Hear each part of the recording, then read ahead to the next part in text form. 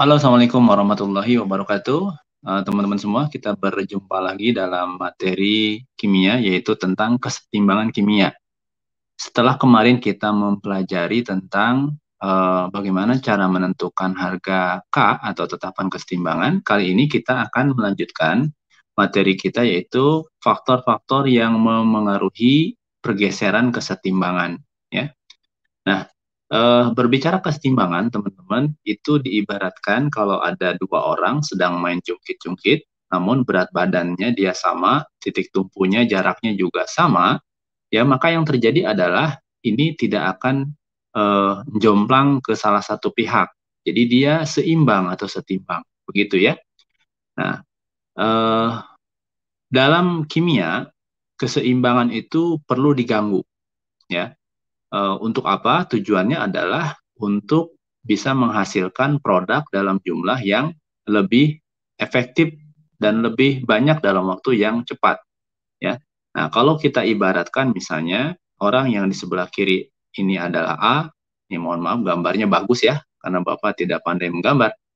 Ini misalnya yang bagian A atau sebelah kiri itu adalah A, itu reaktan, dan di sebelah kanan itu adalah orang B, itu adalah produk. Maka kalau ahli kimia ingin membuat produk dalam jumlah yang lebih banyak dalam waktu yang cepat, maka reaksi ini harus selalu jomplangnya itu ke kanan, gitu ya. Itu bahasanya adalah reaksi bergeser ke kanan atau ke arah produk, seperti itu. Jadi dalam kimia kesetimbangan itu beberapa hal itu perlu diganggu agar dia bisa menghasilkan produk yang masif atau dalam jumlah yang banyak. Nah, mengapa itu terjadi? Ini sesuai dengan asas seorang ahli kimia Prancis, yaitu Le Chatelier, mengatakan bahwa jika suatu kesetimbangan itu menerima aksi, maka sistem tersebut akan mengadakan reaksi, gitu ya. Jadi kalau ada aksi, ada reaksi. Ini juga mirip seperti hukum fisika, ya. Nah, eh, kalau seandainya orang yang sedang jungkit-jungkit ini seimbang terus kan ya tidak seru kan, maka kalau kita ingin misalnya menang ke arah B, maka mungkin ya orang di B itu harus ditambah jumlahnya, ya kan, maka dia akan geser ke sana atau apapun yang dilakukan sehingga nanti dia bisa cenderung ke arah si B yang menang. Nah, seperti itu. Nah, jadi itu adalah yang disebut dengan ada aksi, ada reaksi, ya. Nah, lantas teman-teman, faktor-faktor apa saja yang mempengaruhi pergeseran kesetimbangan itu, ya? Eh, apa saja yang mempengaruhi? Nah, di sini ternyata ada 5 ya. Ya, saya sengaja dibuat 4 karena tekanan dan volume itu disatukan. Baik, yang pertama yaitu faktor suhu atau Chm. Lambangnya itu biar mudah itu Chm atau T, ya. Kemudian yang kedua adalah konsentrasi, lambangnya molaritas. Nah, konsentrasi ini tidak hanya untuk zat yang berupa larutan, bisa juga dalam bentuk gas, ya. Kemudian yang ketiga yaitu tekanan, ya, dilambangkan dengan P, pressure, dan volume atau V, ya, lambangnya V. Nah, Eh, kenapa tekanan dan volume ini didampingkan? Karena dia adalah dua hal yang saling berkebalikan, gitu ya. Jadi kalau nanti tekanan diperbesar, maka itu artinya volume diperkecil. Dan sebaliknya, kalau tekanan diperkecil, maka itu sama artinya dengan volume diperbesar. Ya. Nah, kemudian yang keempat yaitu yang kelima mungkin ini adalah katalis. Nah, ya, katalis kita sudah pernah mengenal katalis dalam bahasan laju reaksi, ya. Fungsi katalis itu apa? Untuk mempercepat, ya, laju reaksi. Nah, kalau di sini berarti untuk mempercepat terjadinya kesetimbangan. Jadi katalis itu teman-teman nanti dia tidak langsung mempengaruhi pergeseran. Dia fungsinya hanya untuk menjadi mempercepat saja sehingga cepat terbentuknya kesetimbangan, ya. Oke, lantas bagaimana penjelasannya ya Pak? Seperti itu. Kita lihat, ini mohon maaf sudah Bapak tulis dahulu karena ini tadi sempat merekod dengan langsung ditulis tangan tapi ternyata agak gagal ya. Oke, nah ini sudah Bapak resume teman-teman. Kita satu-satu dulu biar fokus ya. Nah, kalau dalam kesetimbangan itu suhu di ditingkatkan, ini tanda panah ke atas. Kalau suhu ditingkatkan atau ditambah, misalnya yang tadinya 100 ditambah jadi 200, itu berarti suhu ditingkatkan, maka reaksi akan bergeser ke arah reaksi endoterm. Oke, kenapa? Ke arah endoterm, karena kita tahu bahwa reaksi endoterm itu adalah reaksi yang membutuhkan kalor atau panas, maka cocok tuh ya. Kalau suhunya ditambah, maka pas banget ke dia, gesernya ke arah endoterm. Nah, kalau suhu dikurangi, maka reaksi akan bergeser ke arah eksoterm. Ya, kenapa? Karena biasanya reaksi eksoterm itu kan akan menghasilkan kalor. Ya, sudah panas tuh reaksinya. Kalau suhunya agak diturunkan, maka cocok tuh, panasnya tidak terlalu overheat. Ya, jadi dia cocok bergeser ke arah eksoterm karena suhunya diturunkan. Seperti itu ya. Kalau eksoterm, reaksinya sudah panas, kemudian suhunya ditambah, tidak cocok, bisa-bisa malah meledak nanti, terlalu overheat ya. Kemudian yang berikutnya, faktor konsentrasi, lambangnya molaritas. Kalau molaritas itu ditambah, ya kan, molaritas salah satu, entah itu reaktan atau produk ditambah, maka kesetimbangan akan bergeser ke arah lawan, gitu. Ya. Kemudian kalau molaritas dikurangi, maka kesetimbangan akan bergeser untuk dirinya sendiri.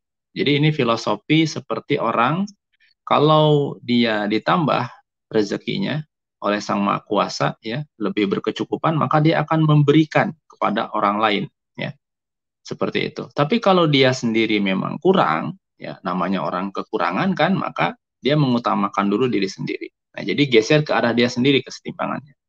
Begitu ya. Nah, kemudian faktor berikutnya yaitu tekanan. Kalau tekanan ditambah, maka reaksi itu akan bergeser ke koefisien total yang kecil, tapi dalam bentuk gas, gitu. Ya. Nah, ini artinya kalau tekanan diperbesar sama artinya dengan volume diperkecil. Ya. Nah, dan kebalikannya, kalau tekanan diperkecil, maka itu reaksi akan bergeser ke koefisien yang besar dalam bentuk gas, ya. Atau sama artinya dengan volume ditambah, ya. Kenapa sih volume dan tekanan itu berkebalikan? Ya, nah, ilustrasinya kalau teman-teman punya pompaan, kalau ketika memompa itu kan naik turun ya. Ketika kita angkat ke atas gagang pompa itu, maka itu sebetulnya adalah volume bertambah, ya. Volume tabung yang ada dalam pompa itu bertambah, tapi tekanannya jadi kecil, ya kan? Nah, ketika kita sudah mulai dorong ke bawah, ya kan, dorong ke bawah, maka yang bertambah adalah tekanan, yang berkurang volumenya. Nah, itu ilustrasinya ya, seperti itu teman-teman. Oke, sekarang kita langsung aplikasi ke contoh soal. Ya, baik. Ini mohon maaf sudah dicoret-coret juga karena tadi Bapak sudah menjelaskan, tapi agak kesalahan teknis ya di videonya. Nah, sekarang kita punya reaksi seperti ini.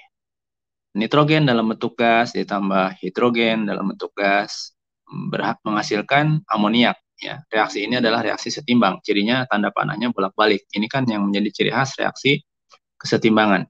Kemudian delta H-nya adalah min 22 kilokalori. Nah, kalau kita pernah bahas tentang materi termokimia, kalau suatu reaksi itu perubahan entalpinya atau delta H-nya minus, maka dia termasuk reaksi eksoterm. Ini ya.